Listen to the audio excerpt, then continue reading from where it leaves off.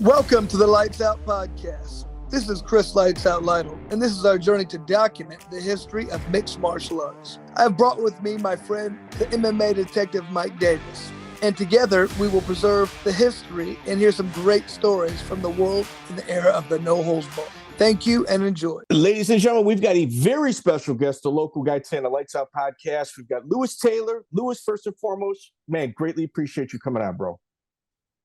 Thanks for having me on. Been knowing you for a long time. I'm honored. Always love you online. You have great insight. Can't see what we got here today. Okay, so this is what we got. So everybody at home, this guy, I mean, we can talk about, he won the $1 million first year PFL prize. But what I think people are missing on you is you're one of the main ingredients, the main chefs that mix the ingredients with Belal Muhammad in terms of training. Am I off on that statement? No. Me and Belal have been rocking and rolling since he stepped on the mat, since he had a little itch, as they say. But without a doubt, the kid is he's all in when it comes down to mixed martial arts, and he'll go to the ends of the world to get the best of the best to be. And he his trainer, he doesn't have a problem reducing his ego to learn. Even now, I think we leave for Dagestan in like 2-3 weeks. We're going to Russia to train back under Khabib. Now, we had great success in Abu Dhabi, and we want to get another finish when it comes down to Leon Edwards in this title shot. Okay. So Belal Muhammad, you've been with him from what fight? Day one. Okay. So amateur. 2010. Yeah. I'm that old. I don't even know, but he actually, I had him before I was his high school wrestling coach. So for like a year or two, and then I decided to pursue fighting on my own.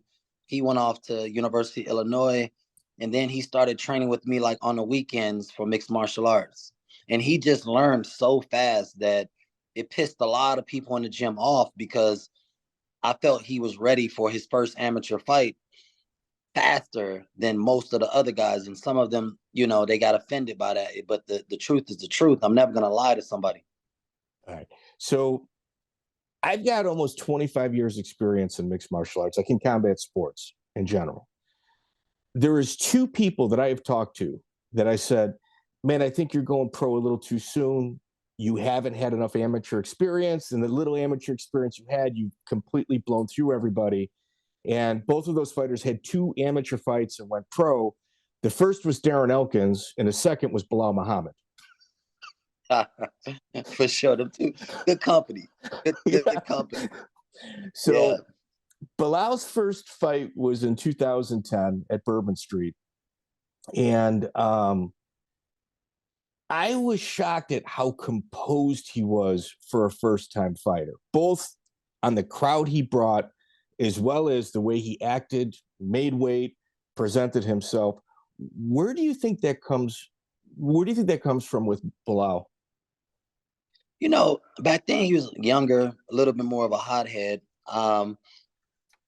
Coaching, at times there was a lot of things in the past he might have,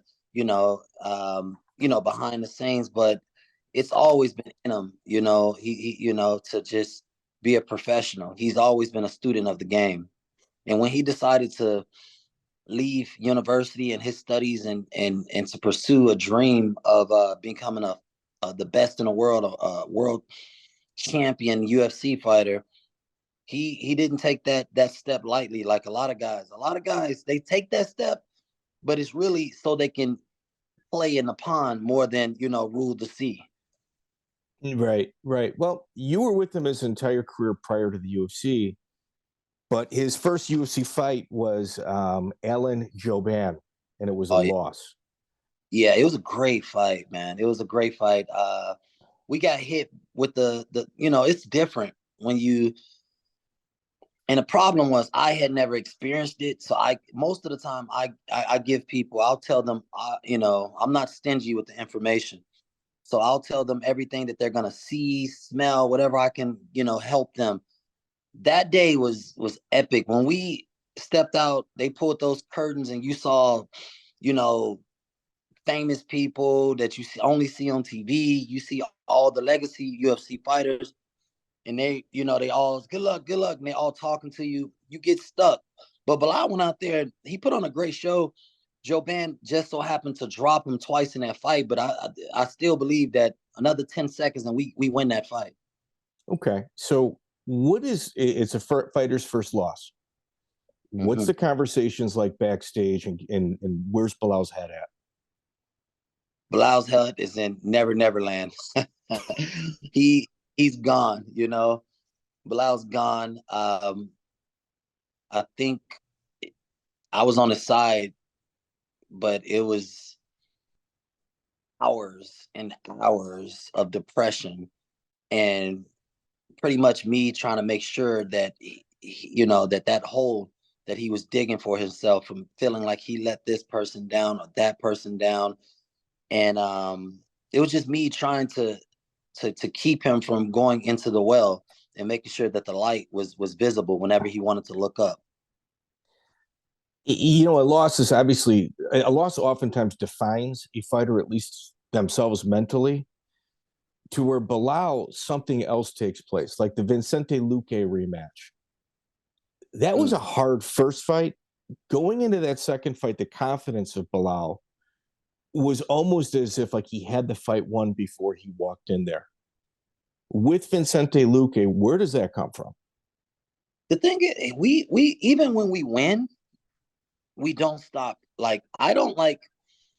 He'll tell you, like, I'm a great friend, but I'm not everybody's friend, in a sense where some people can't take me, because you could be doing great and I'm still gonna tell you where you're effing up.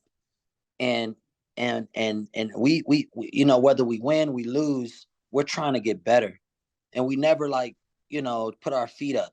And that's the thing. That's why he keeps evolving, and that's why almost every version of Belal that you see is always going to be better than the last version that you saw. He got stopped, and a lot of these other fighters, yeah. Go ahead.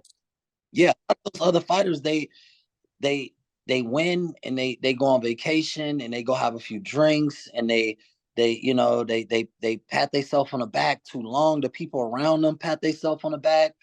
They don't look to improve, and they think that they're they shit don't stink anymore. I will say, in regards to education of the Muslim community, their religion, their belief system, I don't think there's any better way of educating, or that has educated the common public, as the fight game.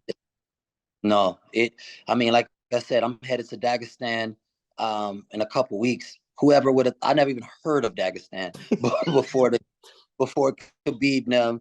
But now it feels like I'm finna go on some kind of journey that a lot of fighters and people want to actually step foot, and I get the privilege to go actually take all that in, to smell, to eat, to pray with the brothers out there, to train with the brothers out there, to get a real grasp on why they are producing some of the best fighters on the planet. Yeah, and it's like I meet people like that are from, man, back of the woods. These are people, just country people. You talk to them about the Muslim religion and discipline associated with that, you see like the sense of pride coming out of their mouths. Like, well, that guy's never had a sip of alcohol. He's never smoked a cigarette. And the amount of education that people have gotten from the fight game on that community, bro, you couldn't, they would never learn that in school. No, 100%. And again, I don't want to shit on Western culture, but when you putting them together and you take Western culture, which we always promote, in a sense, the drinking and clubs and what we eat, a lot of these things are really negative, but we made them so normal that we don't even view it as negative no more. So when you see somebody like the Muslim, you look like, oh, he's a fanatic. He's not drinking. What's wrong with him? He's disciplined. But people be like, what they consider it negative. What's wrong? Well, he's weird because he don't. And the thing, even for myself, I wouldn't have been able to continue when I put even though I didn't convert to Islam for a while, but it was my circle. Having people around me that didn't set me back is important. Having people around you that is not saying, hey, you want to hit the blunt? Hey, you want to go drink? So I don't have to worry about saying no because those people aren't in my circle. Yeah, that's wild. That's wild. And it's so true. When he fought Gilbert Burns, first and foremost, dude, that's Gilbert Burns. Like, that's from the TV couch perspective. That dude's an absolute savage. And going into that fight, Gilbert Burns, like, he publicly stated, this is not the one I want. This is not the one I want.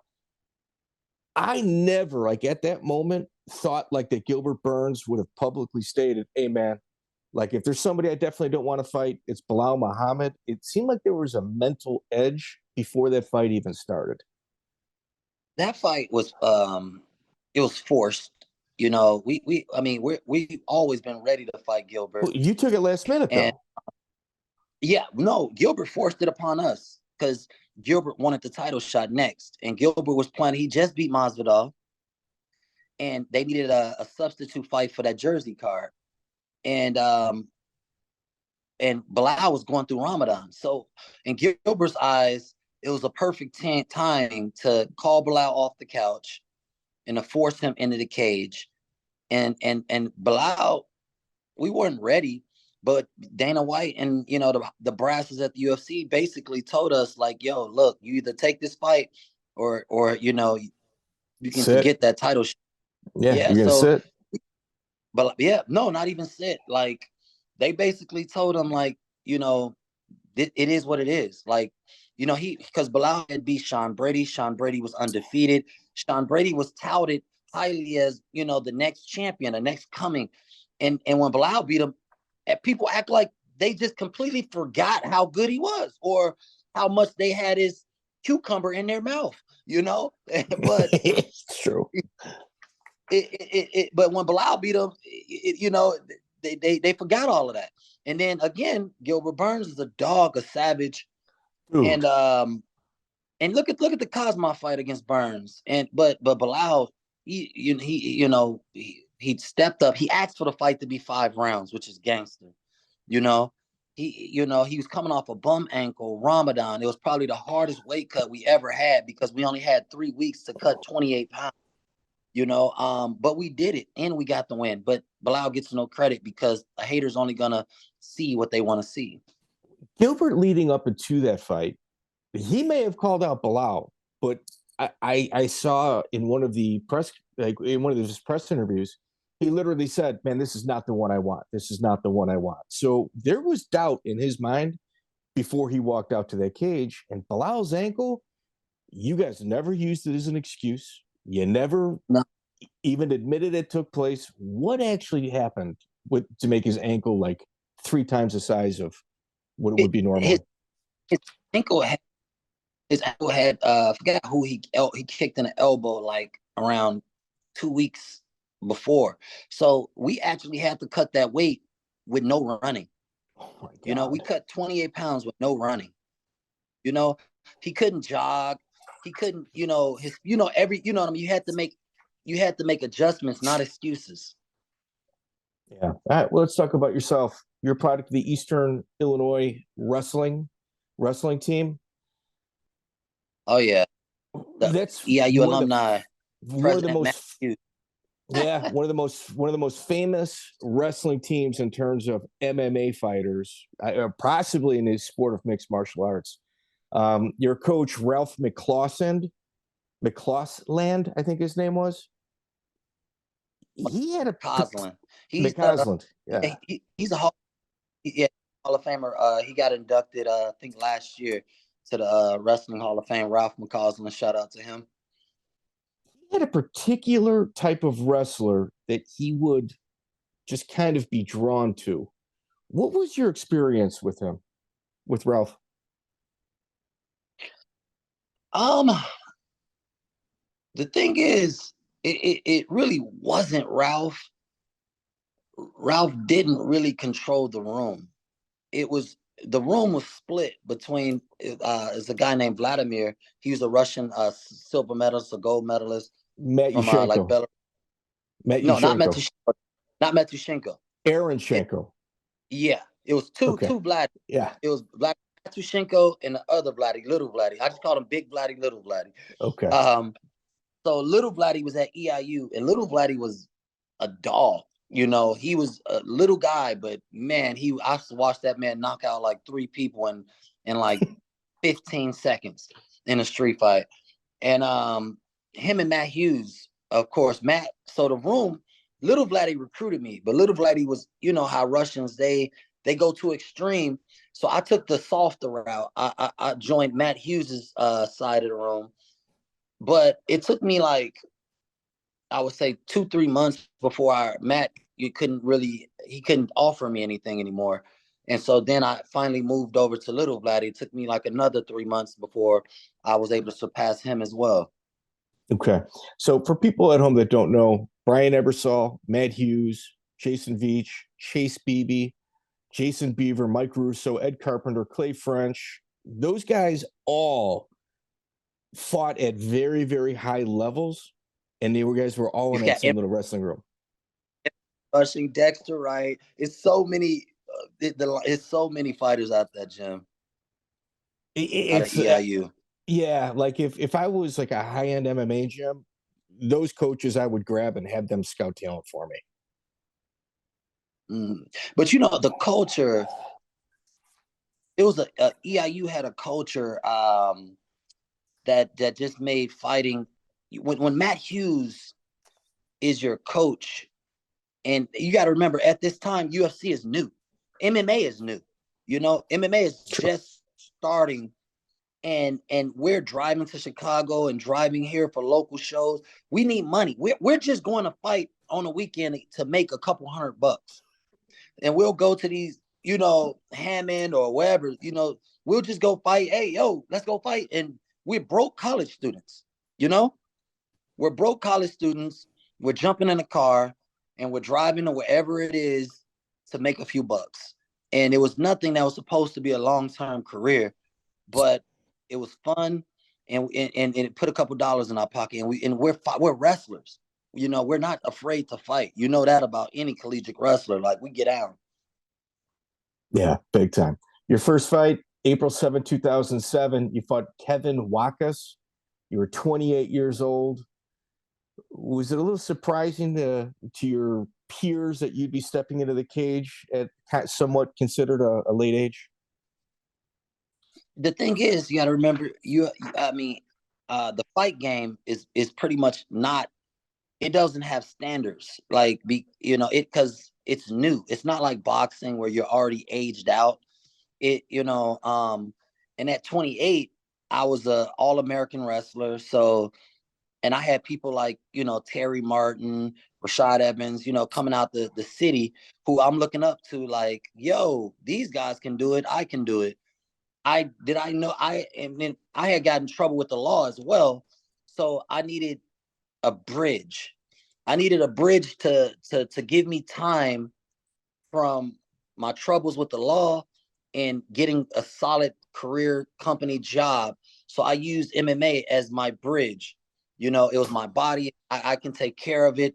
And I controlled my own destiny with my 2 hands, which is all I could ask the God to give me.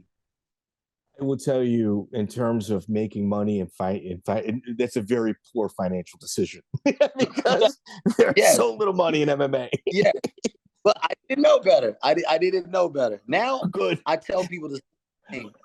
I mean, when people ask me about fighting, I'd be like, yo, you got a wife, you got this, you got that. I told them the only reason I was able to hold my ground and not be a prostitute and sell my product for nothing was because I had a wife who, when the bills got high, she was able to, take the reins and hold me down. But without that, I would have had to take the fighters in the locals, they make bad decisions. Bad decisions. And then when you ask them why did they do it, it's because they needed the money. Well, that event was supposed to be over like 3 or 4 events with like a winner take all, where the winner gets like $10,000-$15,000. And once they realized they I'm sorry. so that first event that you fought on, You're it was coming called in and out. I think the event that you fought on was called Bushido. Can you hear me? And it was like over 3 or 4 events. Yeah, I can hear you. Look. All right. So it was supposed to be over 3 or 4 events where the winner took like home 10 grand. And then the promotion realized that they couldn't do it. So they folded up, changed the name, and moved forward.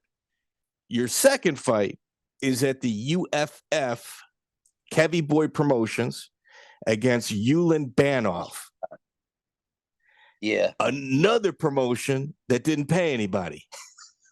Yeah.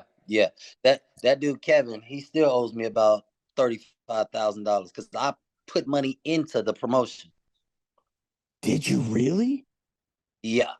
And so I not only didn't get paid from the promotion, I mean, as a fighter, or I didn't get paid as a sponsor or as an investor. So you beat Youlian Banov, you knock him out, and then like you fight for him again, Ricco Talamantes. And Ricco Talamantes fight, you win by guillotine, but no one. This is where kind of the carpet gets pulled out from under everybody. No, you guys all got checks that none cleared. This is the event. Am I correct? I'm sorry. That's the show I'm talking about. It was the same promotion, the Ricco Talamantes, nobody got paid. And it was at the Chicago Theater. What was it? I forgot, but it was a crazy show. They had Twister rapping. Then they almost, that's how I ended up twisting them, pulls up to my crib with Kevin in the side. They pretty much gonna put him in a trunk because he owes them money, you know. And then he's begging me to bail him out. And I'm like, bro, you owe me money already. But I end up doing it. This guy bolts and's been in hiding ever since. Yeah, it was kind of a crazy time. The ISCF was the sanctioning body, and they were in charge of kind of figuring everything out. And this is just kind of like what a Wild West time it was. So you get stiffed, everybody gets stiffed, but like one of your early coaches, Roberto Ramirez, he sees what's going on, and he's like, man, I'm out of here. I'm leaving. Like, don't even worry about paying me. I'm bouncing. They even suspended him for not fighting on a card that no one got paid on. Wow. I didn't even know that. Yeah. I was mad at him for not telling me what he saw. Because remember, Roberto wasn't my coach at that time. He was my team. He was my Muay Thai coach, but he wasn't my head coach. Unique Gatherings was my head coach. Combat Zone, right? Yeah, Unique from Combat Zone. So he bounces, and it's just that's what MMA was in the early 2000s. It was just the Wild West, man. It really was. Bro, the show was so crazy. I was in the middle of the fight. All of my fans or whatever, they were out there fighting in the stands. I won the fight. I'm up on the cage trying to calm the crowd down, yelling at them. They look up, and I'm like, yo, I won. They like, oh, he won. Yo, we out. And then they all just leave, half of them, like, because, you know, they were getting into it. It was crazy. I'm like, they didn't even watch the fight. They were too busy fighting in the stands. Yeah. Yeah. And you know, your third or your fourth fight actually is against Aaron Kreke. He's like a 6'6" tall guy. You're the B side. You were the B side on that card. Oh, I wasn't even a B side. They didn't even want me side, whatever side that is. You know, they were so mad at me for beating him. It was straight trash. You know, huge ticket seller.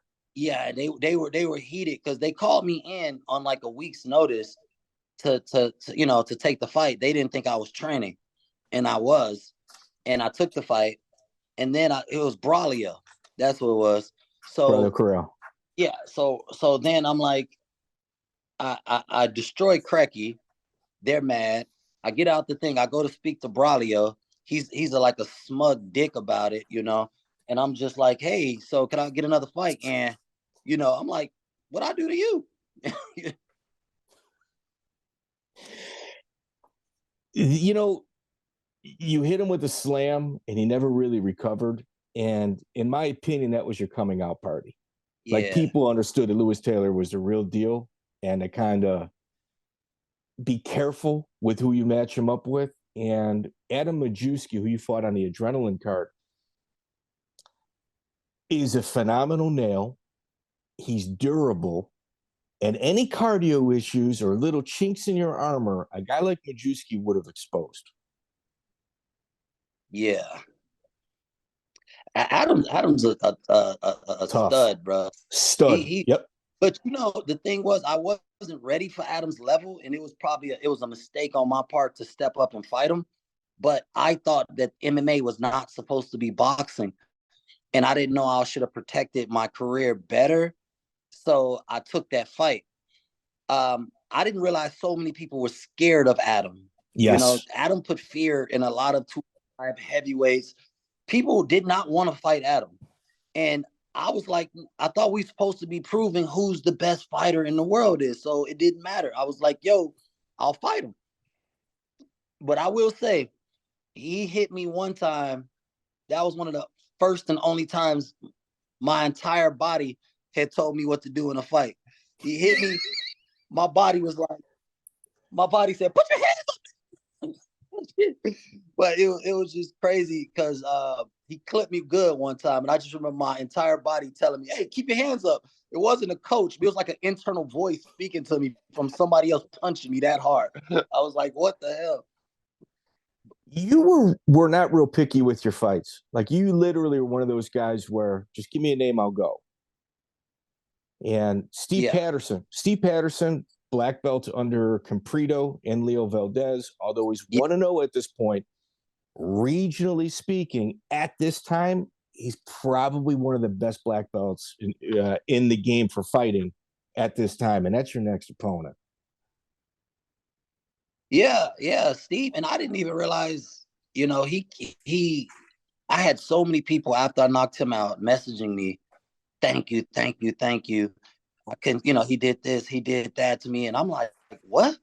And it was people from his gym. But then when I meet the guy, he's cool beans, me and him cool. But I'm like, I don't allow other people to judge, to tell me who. So I'll find that out for myself. So, and Steve was one of those guys. Every time I've met him, we've had great conversations, and even after we fought, and but for some reason, I did get a lot of people who he crossed paths with, I guess, on his way to becoming a black belt, where he wasn't so nice, and they really wanted him to take an L. I'd say in terms of competition, here in the Chicagoland area, very few people have competed as much and as often as he did in jiu-jitsu. I really respect him a lot. Yeah. Like I said, I had no issues with him, but I was shocked. When you see people start sliding in your DMs against people they train with, or at the end, and you're like, huh? What type of, I would never do that to one of my teammates. Even if me and one of my teammates didn't get along, I would never wish ill will on them. No. And those DMs don't go away. I mean, that's an easy screenshot. For sure. It's an easy screenshot, yeah. Well, Nate Moore was a standout wrestler at Purdue, one of those stellar type teams located in the Midwest. You get the call for Strikeforce November 7th, 2009. Bump up in talent. What was your thoughts of your performance in that bout? In that bout, I never, again, I'm not going to make excuses, but the truth is I was injured going into that bout. Okay. Strikeforce came to town, and, it was the first big show in Chicago. So you got all these legends coming around, and we went out to dinner with like Verdum and their camp. And then we end up having Jose Pele with us. And then Roberto's, mind you, I just cut weight. I'm trying to get ready for a fight. I'm supposed to be at home somewhere put up, And then Roberto, hey, Luke, you mind if we're running late? We have Pele has a private at the gym.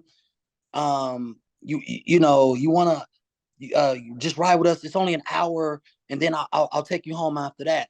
And I'm like, trying to be cool about it, like, all right, whatever, let's go. So I go to the private. I think it was like Lyndon Viterri was doing a private with Pele. So after the private, I'm like, okay, mind you, I cut weight. I'm 8. I'm supposed to be going to sleep. Pele's like, hey, let's spar. I'm like, what the fuck are you talking about? I fight tomorrow, And then he like, no.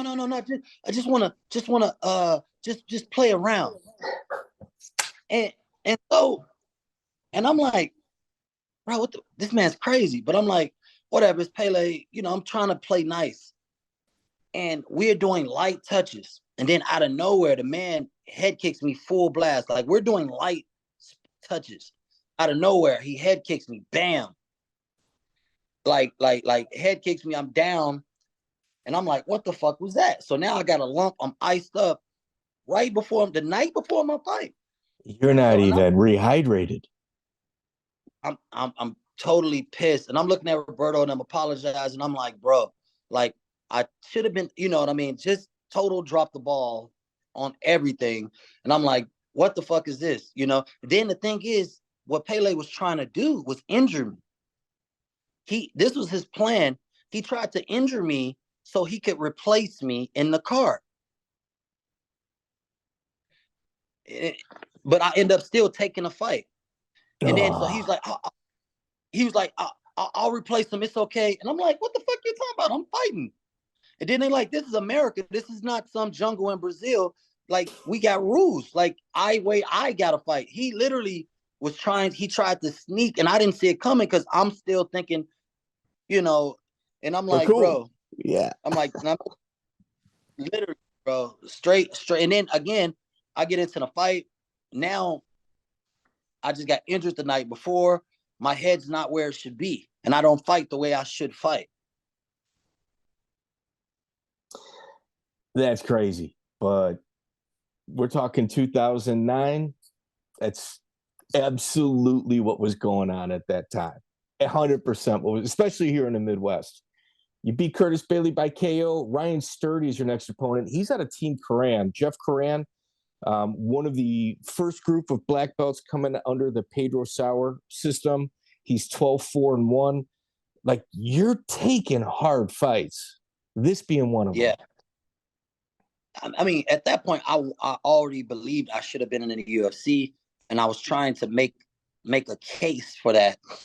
And again, like, this guy had beat one of my teammates, and I'm like, bro, fight me, and then so finally he fought me, and then again, I think I beat him with a head kick. I dropped him with the head kick. I finished him with like a few punches and it was over. But yeah, I haven't heard much from him since them days. I think that was on Bellator as well. Yeah, it was Bellator 14 at the Chicago Theater. It was the first time. Bjorn Rebney was living in Chicago at that time. Been to a couple events at Bourbon Street. And I remember, like, before Bellator even started, this guy shows up. I don't even know who he is. Gives me his business card. Yeah, I'm thinking about starting an organization. I think I called, left him a message. That was it. And then like 6, 7, 8 months later, it's Bellator. And Bellator is obviously who they are. Yeah. Who they are. There was a rumor going into the Joe Riggs fight for Strikeforce that you were also banged up there as well. April 13th, 2010. No, I was solid for, I was solid for that one enough, like, to compete. And Joe, I would love to get that one back. I would have loved to in my fighting days.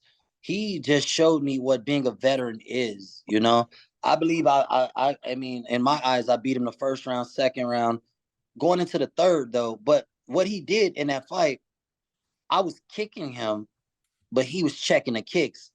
But I was such a mule, I didn't really pay attention that the damage that him checking my kicks would do me in the third. So about time the third round rolled around, my feet, my footwork it's not moving. I'm telling my feet to move to the out. He was a southpaw, and I wanted my foot to be on the outside, but my legs and the blood had started making my legs so heavy that I got clipped straight down the pipe. And that was my first time ever being hurt in a fight. And I think I saw like 3 of him at the time, and he shut my eye with one. I tried to peel it open so I could see. I saw 3, and my heart started pumping, and I got nervous. And what does a wrestler do when he get nervous? He takes a bad shot, you know. And I took a shot, and then he backhammer fist and got the win. But again, that was one of those times where if I could have used a couple more fights to season me for situations, but I had pretty much blew through everybody before that. So Joe at the time had 43 fights, and if you look like pound for pound, the heaviest ground and pound fighters, like the most torque, Joe Riggs is in that conversation. Yeah. He's a legit legend. Yeah, absolutely. You had mentioned footwork. Does it surprise you at all that Belal's footwork doesn't get the credit it deserves? It only doesn't get credit from, fans who don't know what they're watching. They don't talk about it on the play-by-play either. True. But I'm saying other fighters notice. Other fighters, even I saw Leon using Belal's same footwork against Kobe Covington in the last fight. And I go, what? I'm like, Belal, you see that? Again, so the best, like what they say, the copying is a sign of flattery. But Leon definitely used some of the same footwork patterns that Belal used against Gilbert. So everybody at home knows Belal Muhammad's foot placement, his distribution of his weight is so cutting edge, and it gives nightmares to everybody. And it's shocking to me that people aren't like calling it out on the broadcast team. For instance, like look at the way Belal is able to close angles and kind of get inside or even outside on people. Nobody else is doing that. No. And the thing is, they have so much disdain because they want rock'em sock'em robots. They want guys that's just gonna sit in the pocket and bang it out. And when they see somebody with a fight IQ using a fight IQ, it's not respected properly. I mean, you know what I mean? And it's all about how you present it to the world. You tell the world that, hey, pay attention to this jiu-jitsu artist. He's super crafty. Look at the way people will learn to respect that jiu-jitsu artist on the ground by the way he moves. Even though it might be boring to somebody else, people will look for it. In Belal, the things that he do well doesn't get a positive light shined on it. So people only see, in a sense, point sparring. They don't understand that it's easy to knock someone out in the first, second, third round. It's hard to beat someone 1, 2, and 3 rounds. Yeah. And definitely Belal, you don't want to see Belal in the 4th and 5th round. No. And some people are blessed, like we talked about Joe Riggs, with God-given power. Belal doesn't have that Joe Riggs power, but what he does is he has got a brilliant fight IQ that far surpasses any athletic ability that he may have. And when you combine that with his hard work, you get a world champion. You said it, not me. I heard his feelings one time when I said it just like that. I joked because he was like, because when you say it, even as me as a coach, and I think it was for the Sun-Times or some newspaper, they were doing an article, and I was like, when he walked in the gym, he wasn't the strongest, he wasn't the biggest, he wasn't the tallest, he wasn't, and as a fighter, you go, bro, like, it's like you shooting me down. I'm like, no, it's the truth.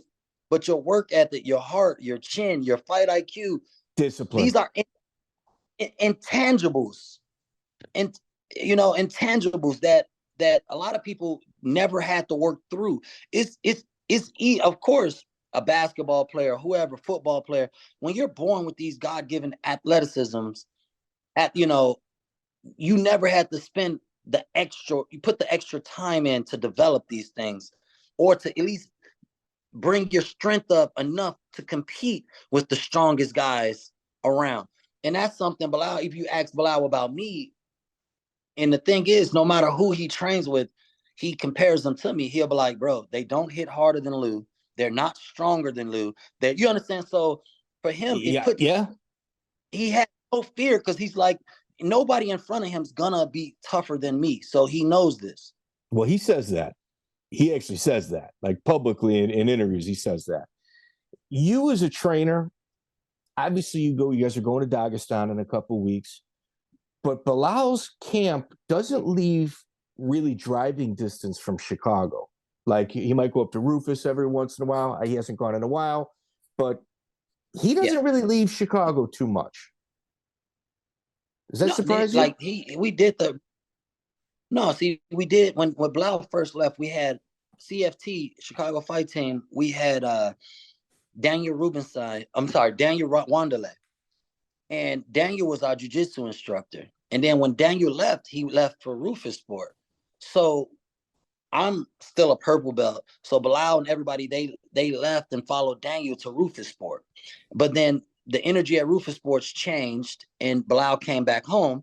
And then Mike Valle opened up VFS, up in like Arlington. And so now he trains at VFS, and then at night he'll come back to the city, closer to his house. But he does do probably about 3 hours of driving every day, if not 4.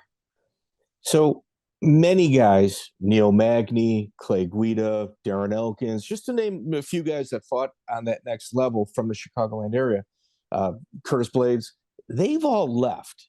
What has kept Belal here? I think he's a very, like we was talking about, religious. He's very family orientated, and his family is here.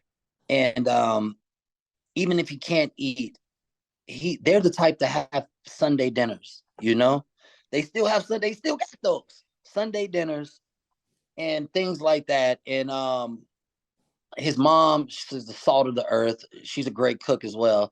You ever get a chance to have any of her?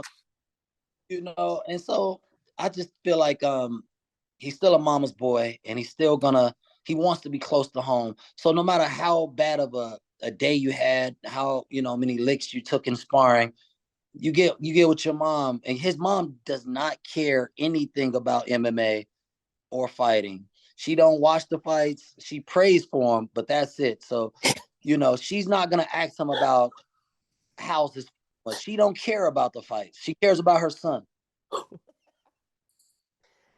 Right around this time, Belal makes his MMA debut against Kyle Geary. At this moment, it was at United Combat League, September 10th, 2010. At that moment, did you know he was a special fighter? In all my days, I've only had 2 fighters that, like, they can instantly, like, pick up things that I was trying to tell them. Sometimes it takes people a couple days, a couple hours, a couple weeks. I've had people call me a couple years, like, Lou, I finally understood. But Belal is a sponge. Horacio Gutierrez was a sponge. Those are the only 2 guys that I ever really felt like, I mean, not ever, but that I felt like were super special. Special, yeah. When it came down, because their learning curve. Horacio came to me with no English. Roberto dropped him off at the gym, like, Lou, I need you to work with him. He had his boxing from Mexico, and that style is brutal, his Muay Thai, but he needed to learn grappling and wrestling. And with Belal, I had Belal from day one, but when me and him sparred, and I might, hit him with something, he's never saw it. The next round, he would hit me back with that same move. That's how special he was. And I'm like, and I remember the first time I even introduced him, like, I had high level guys, Mike Russo, Terry Martin, like I said, they didn't like to train with amateurs, So I'm bringing Belal around, and I'm like, hey, yo, he's going to train with us. Blue, I don't want no goddamn amateurs in here, and they be kind of cursing me out. I'm like, bro, relax. He's going to hold his own. And then Belal end up like dropping them or something, and they be like, because again, even though Belal don't have great power, if you don't respect his hitting ability, he will crack you. Yes. Yeah.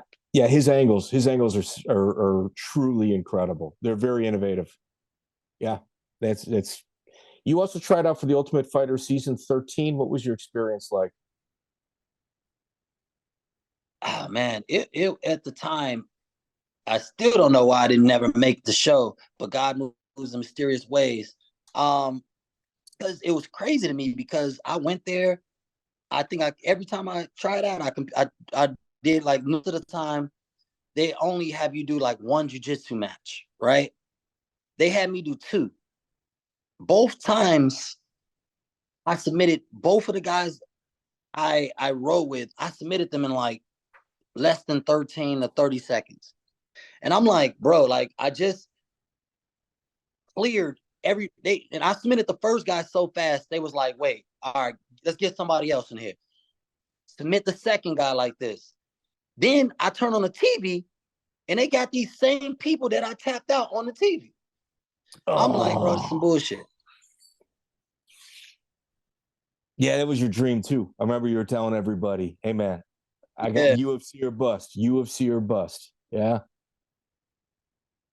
But again, God moves in mysterious ways. And he taught me that the thing is this, was fame my goal or was it to provide for my family? And at one point, the UFC brings a lot of notoriety, a lot of household name. You become, a certain status, but it doesn't necessarily mean you're getting paid. It's true. And so with the PFL, I never got the UFC success as a fighter, but I was able to, with the PFL, actually truly get respected, get loved, get everything I never really got. And it was a great experience. And that's why I'm so proud of what they're doing right now. It is truly a family that they have over there. Speaking of not getting paid or making money, Combat USA, May 14, 2011, you beat Jason Luque, and you beat him with like a head, I think it was a head kick? It was a KO, but you're supposed to fight Whisper Goodman for a big payday. Yeah. But again, like they make you take a fight cheap with the promise of a big payday on your next bout. And again, the organization falls. Yeah. No, but before they folded, they tried to screw me so bad, bro. Because like before that fight even happens, they had this new belt that they had came up with. We never got belts. And then they tell you me were their champion. that you were their champion. Yeah, for the Illinois side, I won the Illinois side when I beat Luque, but Louck. But then Strikeforce comes, and they told me, they were like, "Yo, if Strikeforce or the UFC offers you any fights during the time of their tournaments, then they would let me go fight for Strikeforce." But at the time, it was like Strikeforce Challenger. I wanted to go fight Tyron Woodley, or get up in that glass, because Strikeforce was putting people on television who really were nobodies at that time, and they were creating somebodies, And I'm like, yo, I want to go be a part of that. So when Strikeforce reached out to me, I thought it was a no-brainer that Combat USA was gonna be cool with it and happy that one of their fighters got elevated. And they completely did a 180 and was like, nah, you ain't going nowhere, buddy. And then end up folding. I'm like, but karma comes to pieces of shit, and they got what they deserved. Yes. Yeah. Total Fight Challenge, Jesus Escalante, you win by head kick. You froze him with a head kick, and you landed two big punches after that. Joe Goytia is a promoter. He might be the oldest promoter in terms of longevity in the entire country, like point blank, period. Any promoter still doing fights. I think his first MMA fight was 1994 that he promoted. 94, 95. And on top of that, there's another thing to say about Joe Goytia is he is a man of his word. Yes, I agree with that. If anybody was to give me some shade against Joey, I'd probably punch him in the mouth. No, but because my point is, out of all these years that you have opportunities to drop, from a promoter to just be foul, he has not. And I respect him above and beyond, because he has always been a man of his word and stood on principle, moral, even at a loss for money. he still stands on who he is. And he, like, not only does he have the longest tenures, but he is a great guy. And, he's the way that. Yeah, he gave me my start. I'd be lying to you if I told you different. Joe Goytia 100% gave me my start in mixed martial arts. Have we butted heads in the past? Of course. But I'll tell you what, as a promoter and as a person, I've got a world of respect for him. Absolutely. Absolutely. Like, and the same, you're right up there with him. Like, you saw me from day one, my bad days, my good days. And that's why I like it's easy when people meet you at the top and to be, hey, but when you take that journey with people and they had a chance to watch you on the local shows and then the televised shows, it feels much better to go down that journey. Yeah, no, for sure. Perry Filkins, you fought him in Combat Zone. I thought for sure you were coming home with a win on that fight. Oh, I did too, and that was the problem. So that was the first time in my career, and I think he was on cocaine or something. I swear. Drug testing was not prevalent, but that was the first time I fought somebody. Yeah, that was the first time I fought somebody like this dude was on drugs. And because the thing is, the first round, I literally just had my way with him, just beat the pulp. I beat him so bad in the first round that it came the second round, I was tired because I watched his fights on the internet or whatever, and I was like, oh, I'm finna knock this dude clean out. So I trained that way, with that mentality. Like, oh, this is gonna be an easy fight. And then in the second round, I didn't have any gas in my gas tank because I didn't train hard enough, because this should have been an easy fight. And then at the end of the fight, this man is hugging me. He's crying. He's like, I trained so hard. And I'm like, I didn't train at all. And I learned a great lesson from that fight. Like, no matter who you fight, train like they're your worst enemy. And from that day on, I don't think I've ever really lost a fight. Wow. Joe Vedepo, you knocked him out from the bottom. No. I apologize. You got up from guard and let the referee know you knocked him out. I apologize. That Joe Vedepo fight on Bellator 84? Yeah, I was in his half guard. Yeah, you had to inform the referee. I was in his that half guard and caught him. Yeah, he was asleep. Yeah, that was one of the few times you see something like that. Vedepo was another guy. Vedepo was another guy who was the Bellator loved him. They didn't like me. They wanted him to beat me. They brought me in to lose, another B-side card. And they were mad when I knocked them out, actually. And I'm like, bro, I had the only knockout on your whole televised card, and you're mad? I'm like, otherwise you'd have had a bunch of decisions. And then the thing is, I wanted to fight King Mo. I wanted to fight somebody who had a name, and I knock out Vedepo, and they give King Mo the Vedepo fight next. I'm like, and I'm like, what the hell? Yeah, it was almost like it didn't count. And again, they mad at me. Yeah.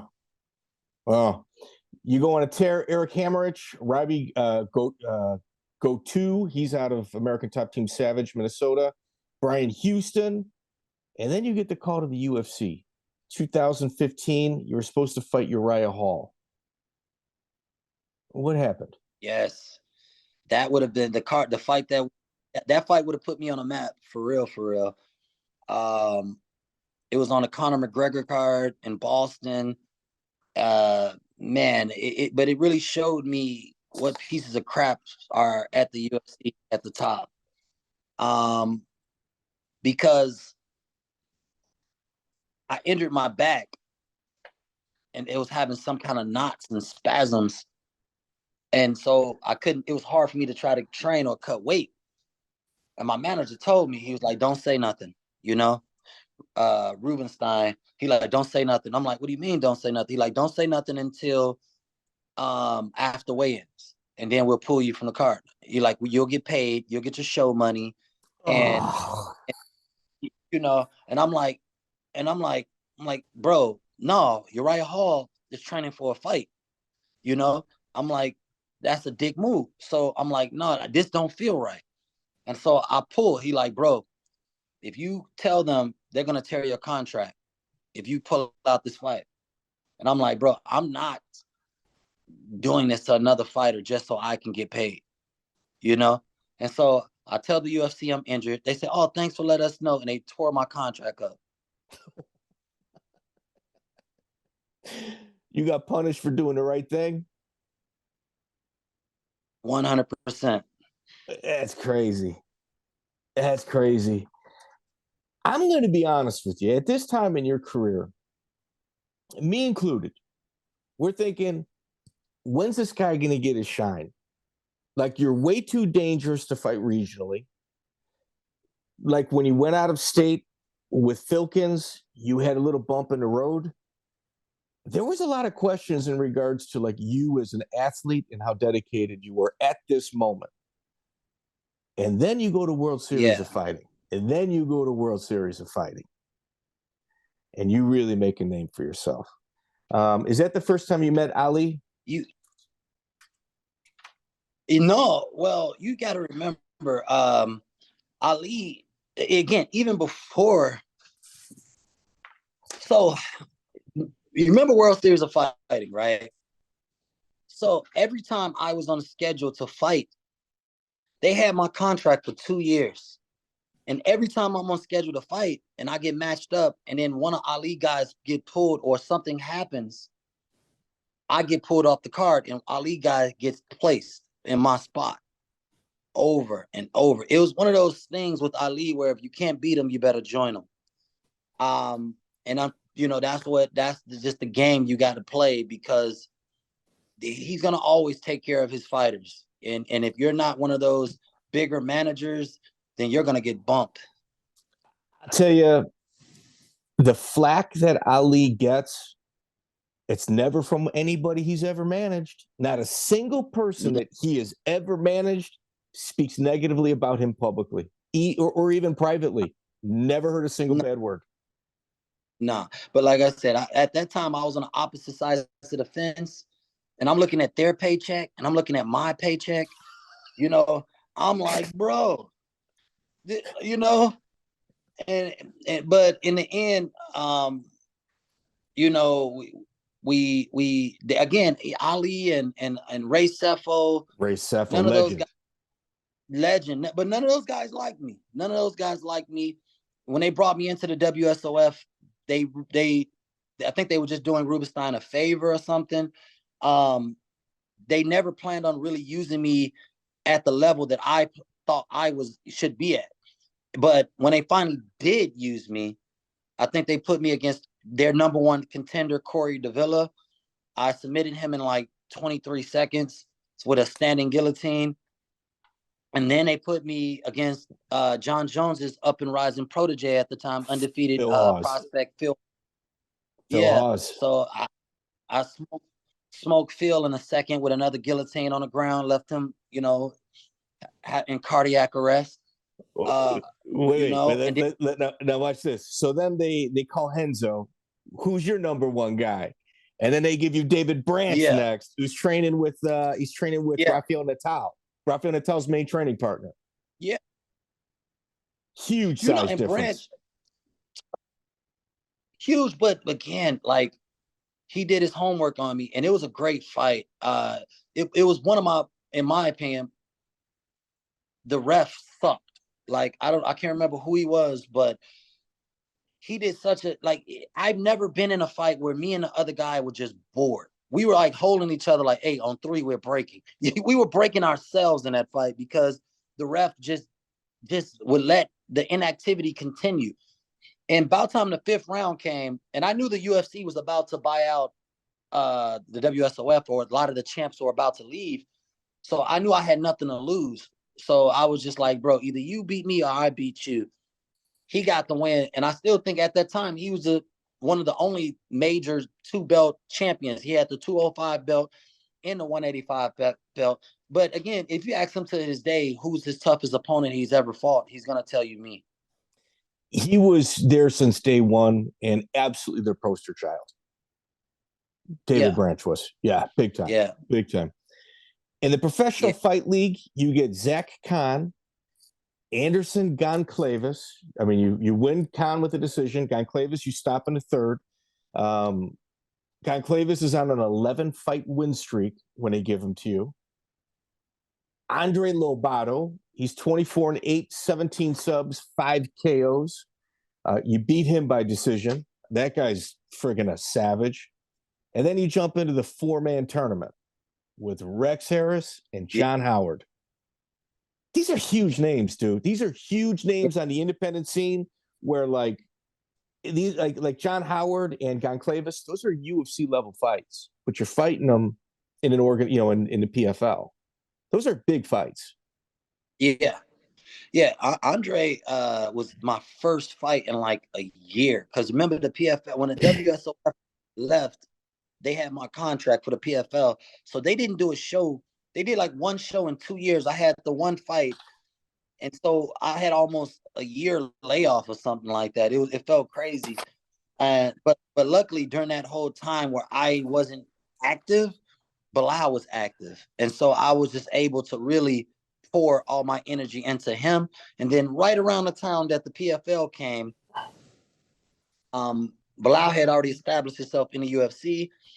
And now it was just time for me to get to the bag and win this tournament. But and during the only that period, hiccup go ahead. I apologize. Go ahead. The only hiccup? The John Howard fight where he tried to, mind you, I respect John.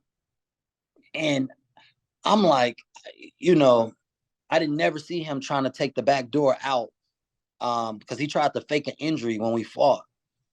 And I had dismantled him in the first.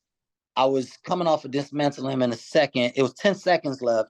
The clacker goes. I try to get a couple more good shots off. He sits up. I go to put my knee back down. I graze him in the head. And he looks at the ref. I stop, say, oh, my bad.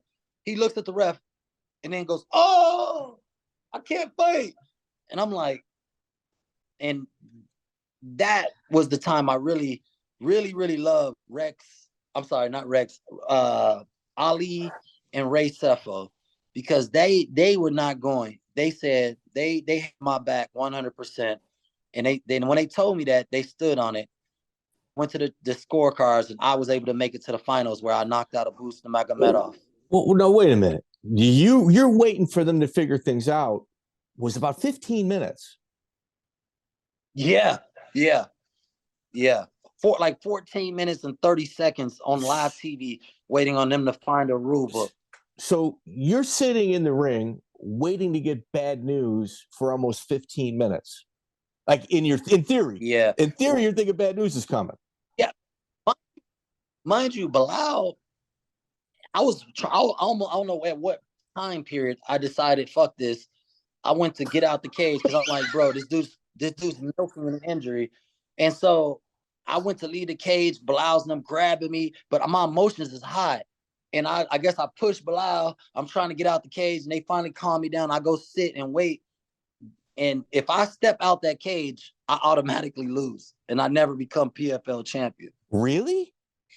Yes. Like this close to making the biggest mistake of my life.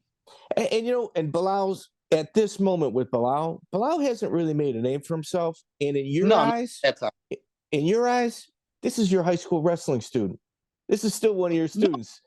No. And bro, he had become, like, the thing about me in Chicago, I had to elevate the guys in my gym to become my training partners. So he was my number one training partner next to Nicasio Sanchez. So those two guys, wow. I always trusted. I trusted their opinions because those are the two bodies that gave me my rounds. Speaking of giving you rounds, I think if I had to pick a fight or a moment where Belal's coming out party was, April 30th, 2016, he fights Steve Carl for the Titan FC belt. Yeah. Steve Carl, he doesn't get the recognition he deserves. That dude's legit.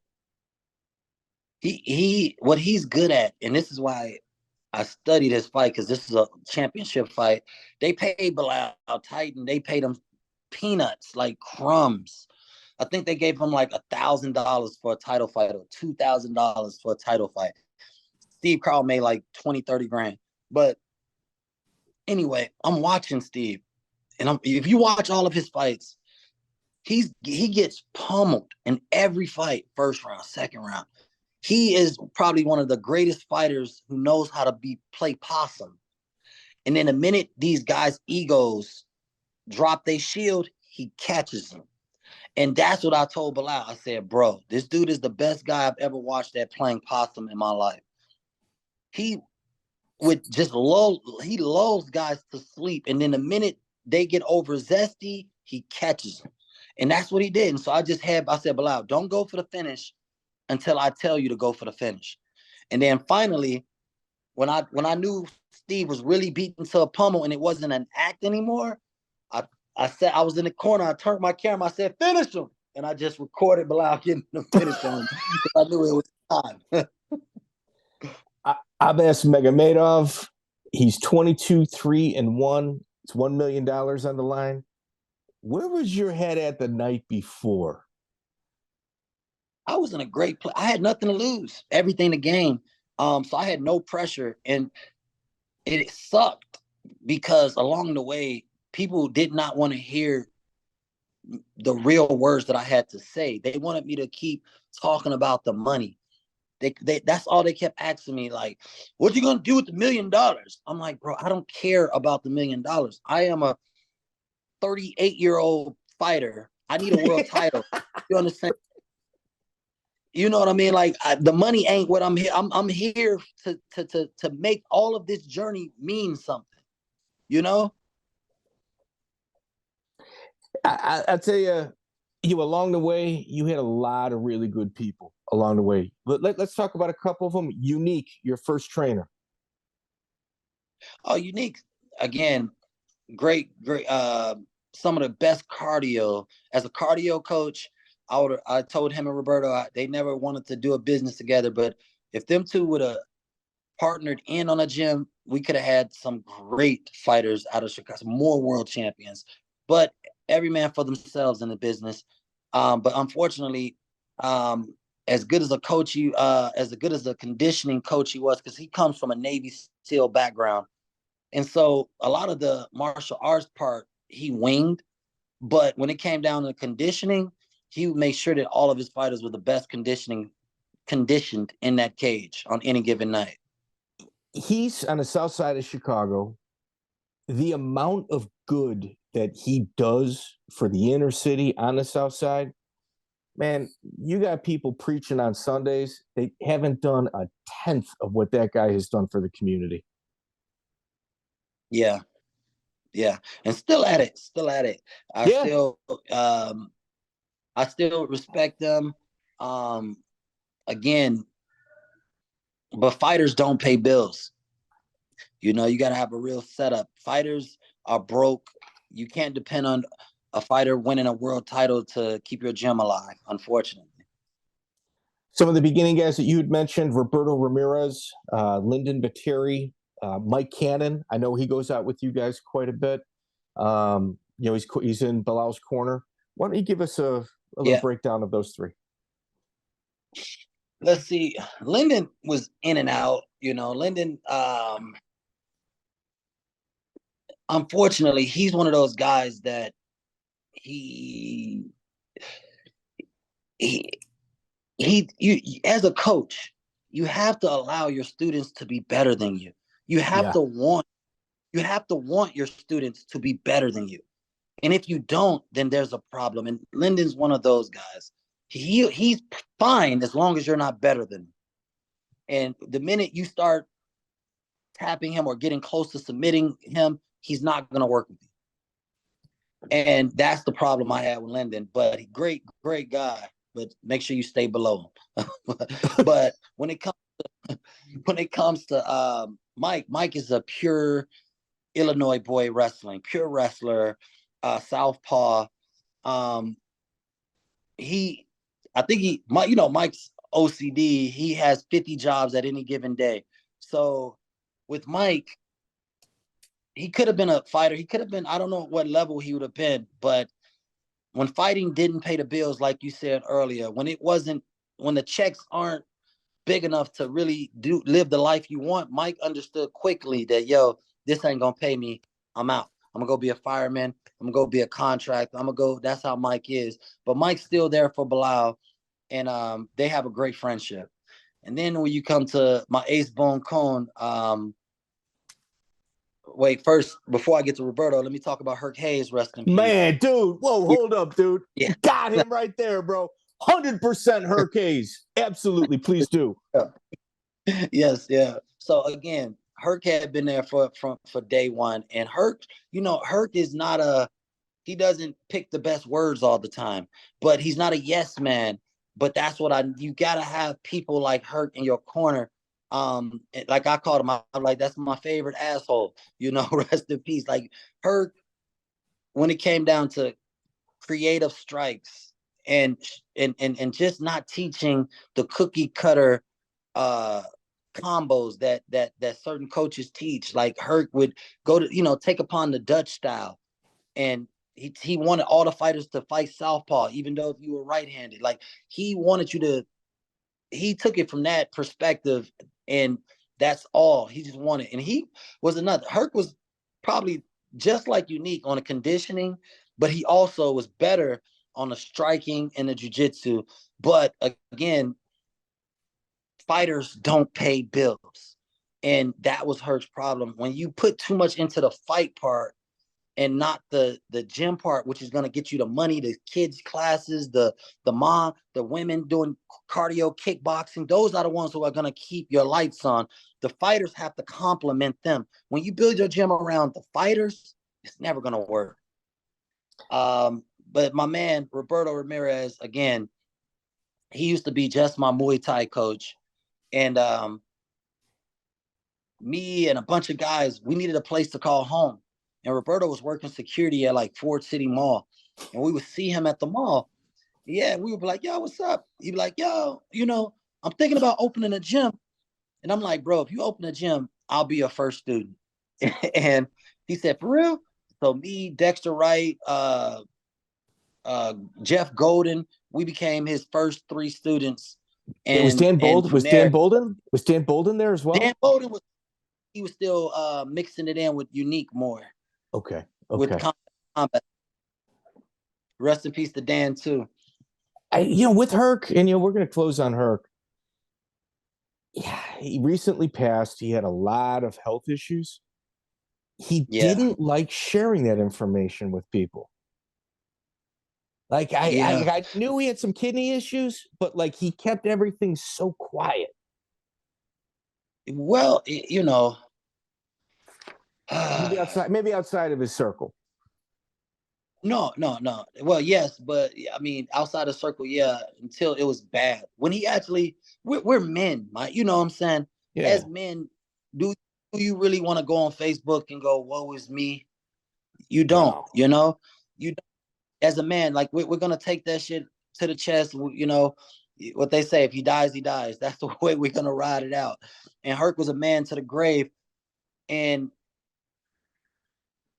the only thing I like Herc, even for the PFL series, Herc was bad, man. I didn't even think Herc was going to make it to the title fight. And I tried to kick him out my corner, because his health was so bad. Like when he was woke, he would have to do dialysis and this and that. He had a heart surgery. And when he was woke, he was strong. But when he slept, you could hear it. You could hear it in his sleep, You could hear the pain. And then my wife and Roberto and Belal, we would all be like, bro, like, it's bad. And we didn't know it was that bad. And then when he couldn't fly, I had my wife and Roberto, they drove him. They drove from Chicago to Jersey or New York or Atlantic City. We had to drive him because his health was too bad. But he did it. He made it. And he would not. I tried to take the easy way out and just be like, bro, I got you. You're going to be there with me in spirit. He's like, nah, screw that. I'm coming. And I'm like, all right, bro. I couldn't kick him out. He wouldn't let me. And now it's one of the best memories I have of him.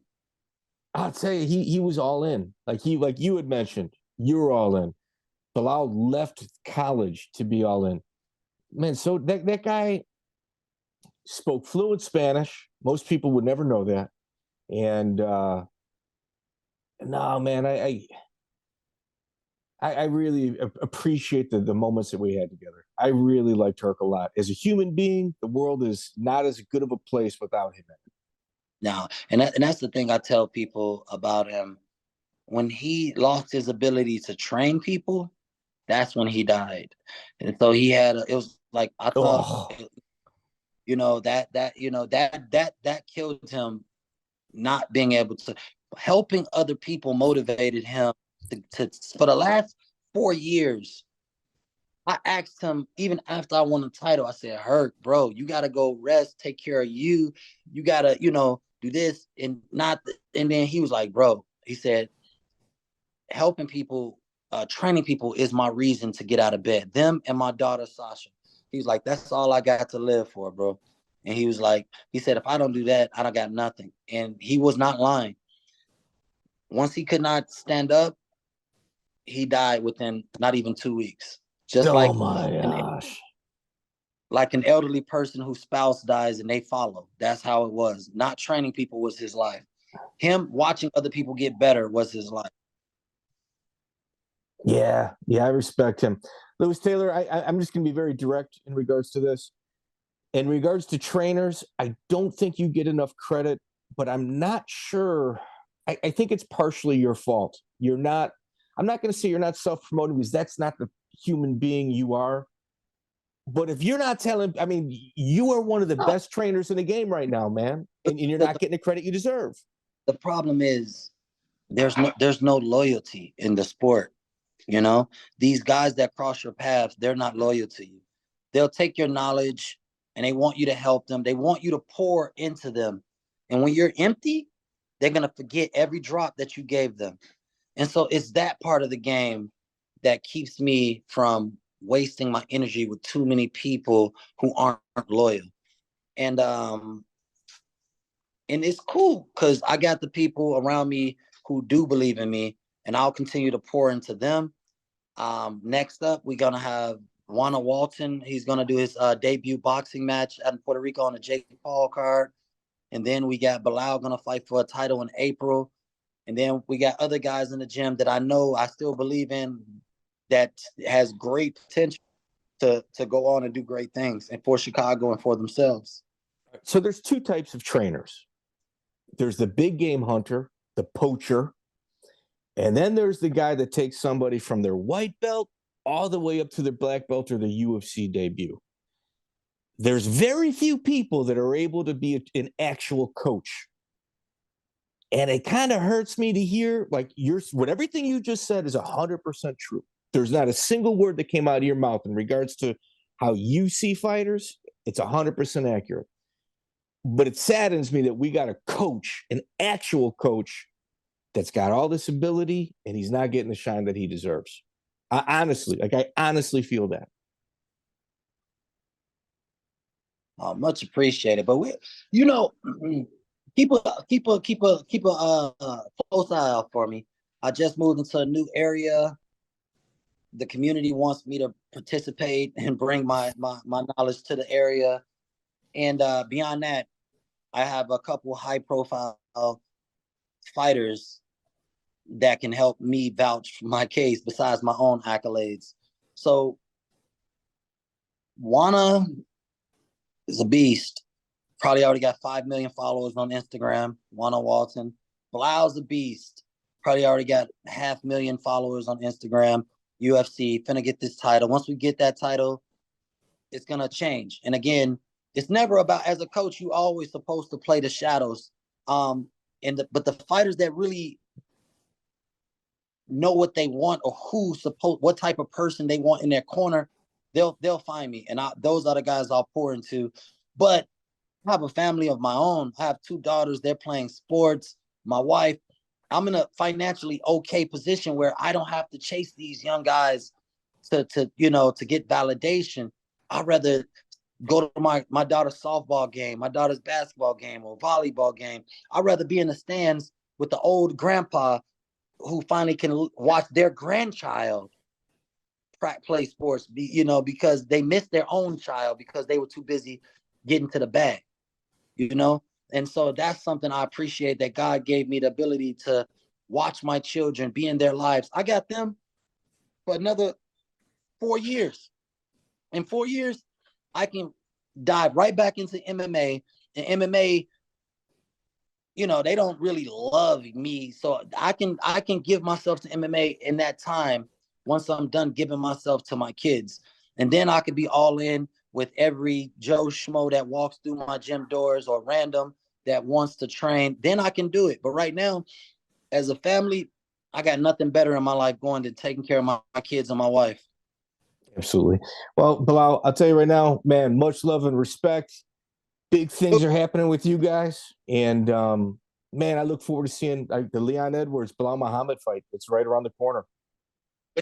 Look, man, Leon's a tough guy, man. He's tough. And he has the skills to pay the bill. But we're coming for it. And, and after Leon, who's next?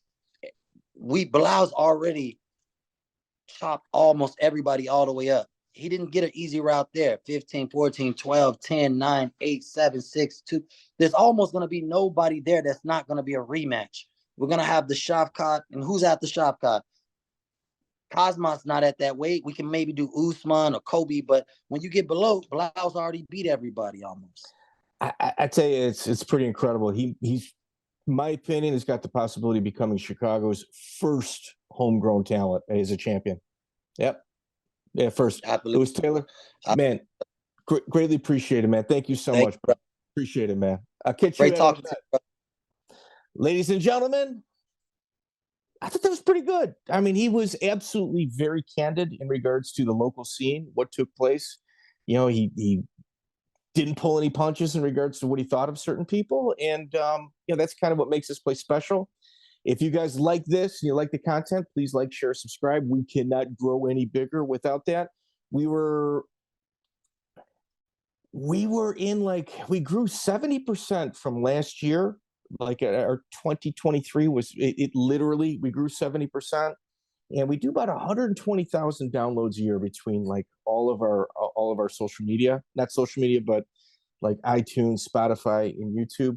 And your comments, likes, and shares absolutely help push that. And man, another fantastic episode. Thanks, guys. Appreciate you joining us. Check out the full interview on iTunes, Spotify, and all major podcast platforms.